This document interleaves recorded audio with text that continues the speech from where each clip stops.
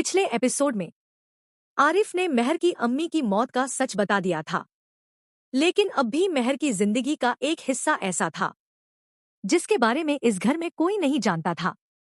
रात का समय, हवेली की छत पर ठंडी हवा चल रही थी। आसमान में पूरा चांद चमक रहा था। मेहर रेलिंग के पास खड़ी चांद को देख रही थी। उसके हाथ में अपनी अम्मी का वही खत था। तभी पीछे से अजान आता है। उसके हाथ में 2 कप चाय थे। अजान, लगता है आज भी नींद नहीं आने वाली।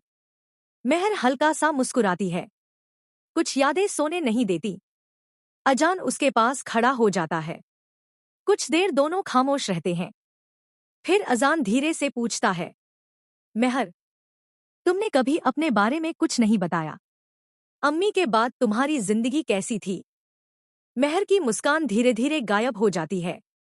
उसकी नजरें दूर आसमान पर टिक जाती हैं। सुनना चाहते हो? अजान, तुम्हारी हर बात। मेहर गहरी सांस लेती है। फ्लैशबैक। बारिश वाली रात। छोटी सी 8 साल की मेहर अस्पताल के बाहर बैठी रो रही थी। लोग भागदौड़ कर रहे थे। और फिर किसी ने आकर कहा, बेटा, तुम्हारी अम्मी अब नहीं रहीं। छोटी मेहर की दुनिया उसी पल टूट गई थी। वर्तमान। मेहर की आंखें भर आती हैं। उस दिन मुझे समझ भी नहीं आया था कि मौत होती क्या है। बस इतना समझ गई थी कि अब मैं अकेली हूं। अजान चुपचाप सुनता रहता है। अम्मी के जाने के बाद मेहर को शहर के एक छोटे से बोर्डिंग स्कूल भेज दिया गया। वहां कोई अपना नहीं था। कोई जन्मदिन नहीं मनाता था। कोई उसके आंसू नहीं पूछता था।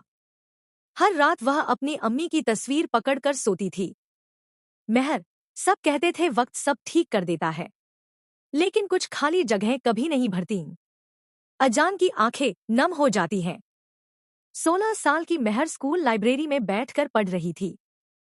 उसने पढ़ाई में खुद को इतना व्यस्त कर लिया था कि दर्द महसूस करने का समय ही नहीं बचता था।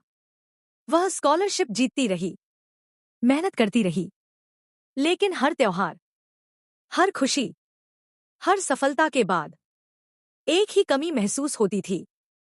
काश अम्मी होती। मेहर हल्का सा हंसती है। जानते हो, मैंने कभी किसी से ज्यादा उम्मीदें नहीं रखीं, क्योंकि जो लोग अपने होते हैं वो भी कभी कभी साथ छोड़ जाते हैं। अजान तुरंत उसकी तरफ देखता है। हर कोई नहीं छोड़ता। मेहर उसकी आंखों में देखती है। पहली बार उसे उन शब्दों पर भरोसा होता है।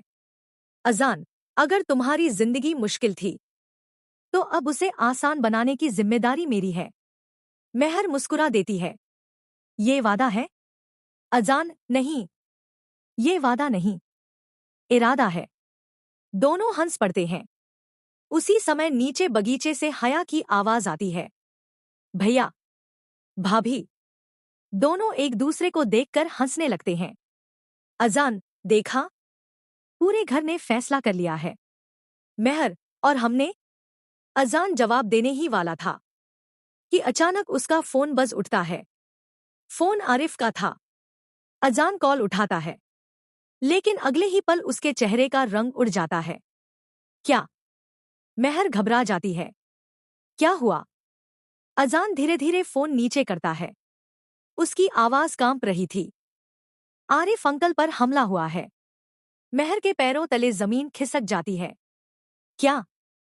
और हमला करने वाले सिर्फ एक बात पूछ रहे थे, मेहर कहाँ है? मेहर और अजान एक दूसरे को देखते रह जाते हैं। दूर कहीं बादल गरजते हैं। और उसी समय हवेली के बाहर वही काली गाड़ी आकर रुकती है। इस बार वह हवेली के मुख्य दरवाजे के सामने खड़ी थी।